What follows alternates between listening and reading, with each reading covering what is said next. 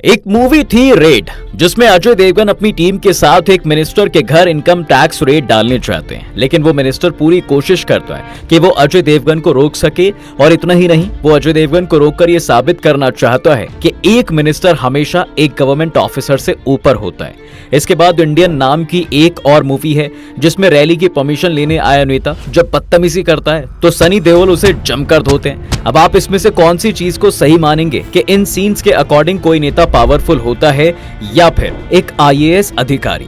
अब एक बात जो हम श्योरिटी के साथ कह सकते हैं वो ये कि आपने भी कई बार इस टॉपिक पर बहस तो की होगी कि हु इज मोर पावरफुल, एक नेता या एक अधिकारी। क्या आपके मन में ये सवाल उठता है कि कैसे दिन रात मेहनत करके सिलेक्ट होकर आए एक ऑफिसर से ऊपर एक नेता होता है? और एक सवाल जो कई लोगों के मन में बार बार खड़ा होता है वो ये कि एक नेता के लिए क्यों कोई मिनिमम क्वालिफिकेशन नहीं रखी गई है?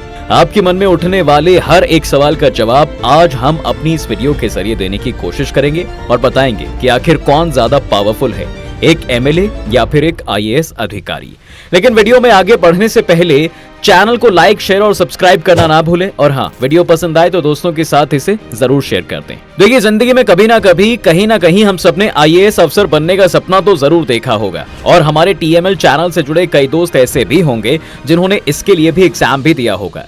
लेकिन जो चीज सबसे ज्यादा परेशान करने वाली है और सबको पता है कि एक सरकारी काम में और एक अधिकारी की जिंदगी में पॉलिटिकल इंटरफेरेंस बहुत ज्यादा होती है, जिसके चलते कानून से बंधे अधिकारी भी वो करने पर मजबूर हो जाते हैं जो उन्होंने सोचा नहीं होता। आईएएस अधिकारी होना अपने आप में एक बहुत बड़ी जिम्मेदारी है, क्योंकि अगर आप आईएएस अधिकारी हैं तो डीएम के रूप में आप काफी ज्यादा पावरफुल हैं, और उसी की रिस्पॉन्सिबिलिटी में एक रीजन, डिस्ट्रिक्ट, डिपार्टमेंट का एडमिनिस्ट्रेशन इंक्लूड होता है।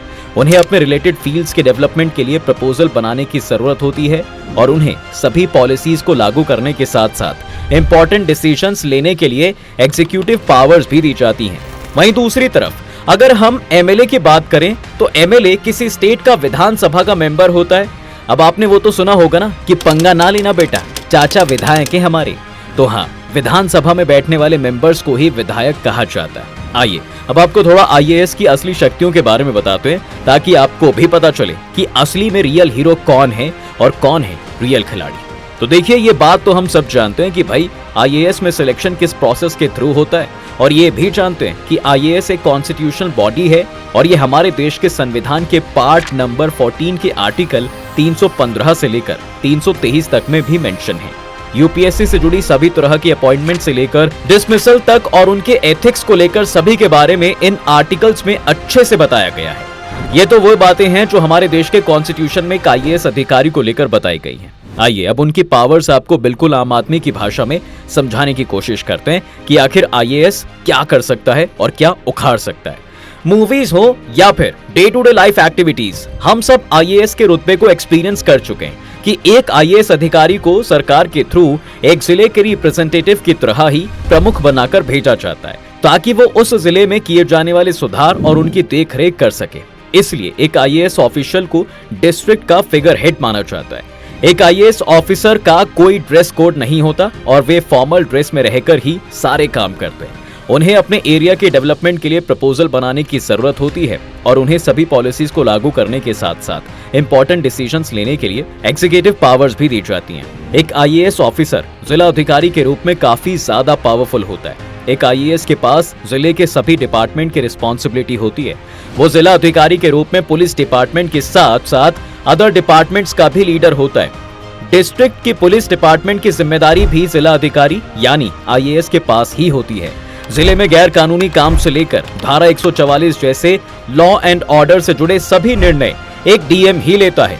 लोगों को परेशान करने वाली भीड़ को हटाना हो या फिर फायरिंग जैसे ऑर्डर्स भी डीएम ही दे सकता है। अब वीडियो में आगे बढ़ने से पहले आपको बता दें कि इस वीडियो को स्पॉन्सर किया है आर्टेरियम। तो जी, जिनके बिना हर युग की कथाएं अधूरी हैं, जो लक्ष्मण के प्राणों के रक्षक बने और अर्जुन के बाणों की शक्ति, उन्हीं हनुमान जी के भक्तिमय रूप को लेकर आया है आर्टेरियम। जी हाँ, और अगर आप भी श्रद्धा के सागर में उतरना चाहते हैं तो अभी ऑर्डर करें।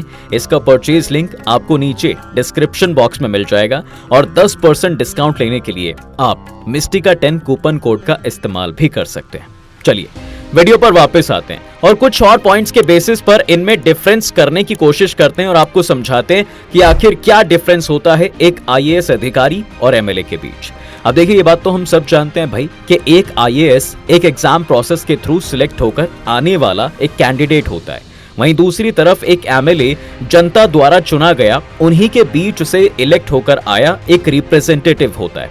अब ऐसा बिल्कुल जरूरी नहीं होता कि एक आईएएस को उसकी पोस्ट उसके होम टाउन यानी उसी के लोकल एरिया में मिल जाए, लेकिन हाँ, एमएलए के पास ये प्रिविलेज होता है कि वो अपने ही लोकल एरिया से चुनकर आता है। इसके बाद जो पॉइंट आता है और जिस पॉइंट से शायद आपको समझ में आए कि असली में इन दोनों में से किसके पास ज्यादा पावर्स होती हैं, तो वो ये है साहब कि आईएएस अधिकारी वहां की लोकल जनता से जल्दी कनेक्ट नहीं कर पाता, उसे इसमें थोड़ा टाइम जरूर लगता है एंड इवन उस स्टेट की लोकलाइट भी आसानी से अपनी सरकार द्वारा बनाए गए अधिकारी से घुल मिल नहीं पाती, तो ऐसे में उसे सपोर्ट करना तो बहुत दूर की बात है। वहीं दूसरी तरफ अगर एमएलए की बात करें तो जैसा हमने आपको बताया पहले कि वो जनता के बीच से ही आया एक रिप्रेजेंटेटिव होता है, तो उसके लिए जनता का प्यार जुटाना और उनसे घुलना मिलना वहां के लोकल होने की वजह से काफी आसान हो जाता है। और यही गलतफहमी पैदा होती है कि एमएलए के पास ज्यादा ताकत है, क्योंकि एमएलए के पास जनता अपनी समस्या को आसानी से कन्वे कर पाती है और एक आईएएस अधिकारी तक पहुंचने में उसे डर लगता है। लेकिन ऐसा बिल्कुल भी नहीं है कि एक आईएएस अधिकारी एक एमएलए से कम शक्तियां रखता है। विधानसभा के मेंबर का सबसे पहले और प्राइमरी काम लॉ फंक्शनैलिटी को सही ढंग से चलाना होता है। आपको बता दें कि भारत के कॉन्स्टिट्यूशन में ये मेंशन भी किया गया है कि विधानसभा के सदस्य सभी मामलों पर अपनी लेजिस्लेटिव पावर का यूज कर सकते हैं।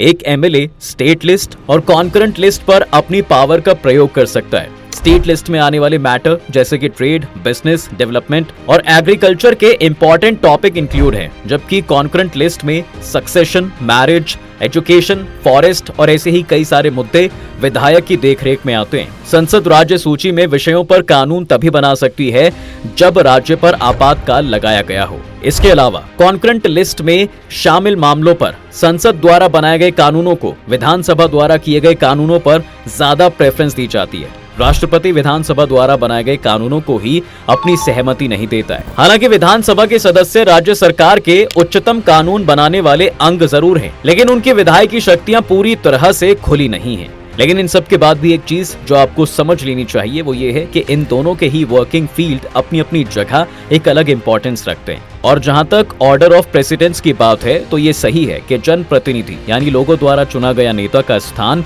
एक आईएएस अधिकारी से ऊपर होता है। लेकिन इसका मतलब ये नहीं है कि एक विधायक किसी भी आईएएस अधिकारी को अपने इशारों पर नचा सकता है। इसे आप और भी अच्छे तरीके से समझना चाहते हैं तो आपके लिए एक बेस्ट एग्जाम्पल से आपको समझाते हैं कि कोई भी अधिकारी चाहे तो पूरी ईमानदारी के साथ काम कर सकता है, और इसका सबसे बड़ा एग्जाम्पल है खेमका। शायद ही आप में से कुछ ऐसे लोग हों जो ये जानते हो कि अशोक खेमका कौन है। दरअसल अशोक खेमका के बारे में हम सबको जानना ही चाहिए। अशोक खेमका हरियाणा काडरा के आईएएस अधिकारी हैं जिन्होंने 32 साल की सर्विस में 55 ट्रांसफर झेले हैं। जी हाँ, 55, मतलब अगर अंदाजा लगाया जाए तो भाई लगभग एक साल में 2 ट्रांसफर। अब आप सोच रहे होंगे कि ऐसा क्या हुआ कि भाई इतनी बार सरकार को उनका तबादला करना पड़ा। तो इसका जवाब है विधायकों और नेताओं की अनैतिक और गैर कानूनी बातें ना मानने की उनकी आदत। दरअसल हर आईएएस अधिकारी की ही तरह उनके ऊपर भी कई बार गलत काम करने या गलत को उजागर ना करने का दबाव बनाया गया, लेकिन वे कभी झुके नहीं। अब बिना कारण उन्हें सस्पेंड नहीं कर सकते थे तो उनका ट्रांसफर कर दिया जाता था, और इसी तरह उन्होंने अपनी पूरी सर्विस निकाली है। और यही हकीकत है दोस्तों कि अगर एक आईएएस अधिकारी ये ठान ले कि वो कभी भी गलत का साथ नहीं देगा तो आम विधायक तो छोड़िए, सरकार में बैठे लोग भी उसे मजबूर नहीं कर सकते। अब जहां तक आम विधायक की बात है तो उसके बारे में समझ लीजिए। देखिए, जब किसी क्षेत्र में विधायक का दौर होता है तो अक्सर ये देखा गया कि वो अपने खास लोगों, हाँ वही खास लोग जो बोलते रहते हैं अरे विधायक जी तो अपने हैं, ऐसे लोगों को विधायक जी कुछ ज्यादा ही एडवांटेज दिलवाने की कोशिश करते हैं। लेकिन अगर इसी काम को अधिकारी की देखरेख में करें तो उसकी ये कोशिश तभी सफल हो सकती है जब उस विभाग या जिले का आईएएस अधिकारी उसकी मांगों को मान ले। अगर आईएएस को ये लगता है कि उसकी मांग जायज नहीं है तो वो साफ मना कर देता है और ये विधायक उसका कुछ नहीं बिगाड़ सकता। और यही कई बार इन दोनों के बीच में इनकी पावर्स को लेकर एक बड़ा मुद्दा बन जाता है। और ये सब हमने उन मूवीज में देखा है जो हमारे समाज का आईना दिखाती हैं। अब ये तो आप भी जानते हैं और हम भी कि कोई विधायक अगर शक्ति में नहीं है तो उसकी बात को मानना या ना मानना पूरी तरह अधिकारी के ऊपर डिपेंड करता है। लेकिन भाई वहीं दूसरी तरफ अगर एक विधायक रूलिंग पार्टी का मेंबर है तो शायद वो उसके खिलाफ शिकायत दे सकता है और उसका ट्रांसफर तक भी करवा सकता है। लेकिन यदि वो विधायक अपोजिशन पार्टी से है तो वैसे भी सरकार उसकी बेवजह की मांगों पर बहुत ज्यादा ध्यान नहीं देने वाली। तो मोटे मोटे तौर पर देखा जाए तो भाई एक IAS अधिकारी और एक MLA यानी विधायक में यही फर्क होता है। और शायद आपको इस वीडियो से अंदाजा हो गया होगा कि इन दोनों में से कौन ज्यादा पावरफुल है। अभी बात पूरी तरह आप पर डिपेंड करती है कि आप किसको ज्यादा पावरफुल समझते हैं, एक नेता को या फिर एक अधिकारी को। अब आते हैं इस बात पर कि क्यों एक नेता के लिए मिनिमम एजुकेशन क्वालिफिकेशन का क्राइटेरिया क्यों नहीं रखा गया है। यार देखो, इस बात पर कई बार बहस भी की जा चुकी है कि नेताओं के लिए भी मिनिमम क्वालिफिकेशन होनी चाहिए, लेकिन फिर भी हर बार एक ही चीज निकलकर सामने आती है, वो ये कि ऐसा जरूरी नहीं है जिसका एजुकेशनल क्वालिफिकेशन हो उसके पास हर चीज का सॉल्यूशन हो, और खासकर तब जब ये बात किसी नेता के लिए हो, क्योंकि ऐसा माना जाता है कि ये जो विधायक वगैरह होते हैं ये अपने एरिया में होने वाली प्रॉब्लम्स और जनता दोनों को अच्छे से जानते हैं और ग्राउंड लेवल पर उसकी रियलिटी जानते हैं, और हर प्रॉब्लम को एक ही तरीके से सॉल्व किया जाए ऐसा भी जरूरी नहीं। इसलिए ये लोग अच्छे से लोकल प्रॉब्लम्स को सुलझाने में माहिर होते हैं, और जहां जरूरत पड़ती है ये लोग एडमिनिस्ट्रेशन के साथ मिलकर किसी भी तरह की प्रॉब्लम को सॉल्व करने में काबिल हो, तो ऐसे में इनकी पढ़ाई लिखाई की क्या जरूरत। लेकिन कई लोगों का मानना है कि फिर भी कुछ तो मिनिमम क्वालिफिकेशन होनी ही चाहिए। इंडियन गवर्नमेंट जॉब सिस्टम एक हायरार्की के अकॉर्डिंग असेंबल एक लेयर है। दोस्तों, देश के अंदर हमारी ब्यूरोक्रेसी अलग अलग कैटेगरीज में डिवाइड है और इसमें 4 तरह की मेन कैटेगरीज हैं। इन कैटेगरीज में जो सबसे ऊपर यानी टॉप पर है वो A कैटेगरी की पोस्ट है, और इसमें पावरफुल सुपरवाइजरी और डायरेक्ट कंट्रोल वाली गवर्नमेंट जॉब्स आती हैं, और इनके पास भरपूर लीगल पावर के साथ साथ एडमिनिस्ट्रेशन को मैनेज करने वाली पावर होती है। जी हाँ, सही सोच रहे हैं आप। इसी कैटेगरी के तहत ये IAS और IPS वाली जॉब्स भी आती हैं। इतना ही नहीं, इसी कैटेगरी के तहत सेक्रेटरी, जॉइंट सेक्रेटरी, DM और SDM ये सब पद भी आते हैं। और फिर इसी तरह इस हायरार्की में कैटेगरी B में लोग आते हैं जो इन अधिकारियों के नीचे काम करते हैं, और इसी में मिनिस्ट्री से जुड़े डिफरेंट डिपार्टमेंट के ऑफिसर्स भी आते हैं। और फिर इस हायरार्की में सबसे नीचे कैटेगरी C और D में लोअर डिपार्टमेंट से जुड़े असिस्टेंट्स और क्लेरिकल पोस्ट आती हैं। लेकिन आज हम यहाँ इस ब्यूरोक्रेसी की सबसे टॉप मोस्ट हायरार्की की बात कर रहे हैं। दूसरी कैटेगरीज के बारे में हम फिर कभी आपसे जरूर बात करेंगे, और अगर आप किसी और पोस्ट या उससे जुड़ी पावर्स के बारे में वीडियो चाहते हैं तो कमेंट करके हमें जरूर बताएं।